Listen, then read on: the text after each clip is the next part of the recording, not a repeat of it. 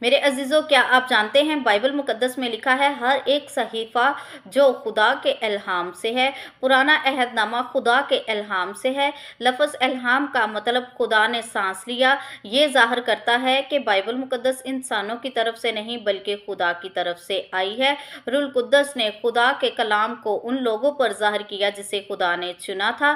ان لوگوں نے نئے اور پرانے عہد نامے کی کتابیں لکھی۔ خدا نے عہد عتیق کی کتابیں لکھنے کے لیے 32 آدمیوں کا استعمال کیا۔ موسیٰ سے جس نے پہلی کتاب لکھی، ملاکی تک جس نے آخری کتاب لکھی، 1000 سال کا عرصہ بنتا ہے، تو بھی تمام کتابیں بالکل ایک دوسرے سے پوست ہیں۔ عہد نامہ دعویٰ کرتا ہے کہ پرانا عہد نامہ الہام سے دیا گیا ہے۔ مقدس پطرس رسول نے لکھا ہے، اور پہلے یہ جان لو کہ کتاب مقدس کی کسی نبوت کی بات کی تعویل کسی کے ذاتی اختیار پر موقوف نہیں، کیونکہ نبوت کی کوئی بات آدمیوں کی خواہش سے نہیں ہوئی، بلکہ آدمی روح القدس کی تاریخ کے سبب سے خداوند کی طرف سے بولتے تھے۔ پرانا عہد نامہ دعویٰ کرتا ہے کہ یہ خدا کے الہام سے دیا گیا ہے۔ داؤد نبی جس نے بہت سے زبور لکھے فرماتے ہیں، خدا کی روح نے میری معرفت کلام کیا۔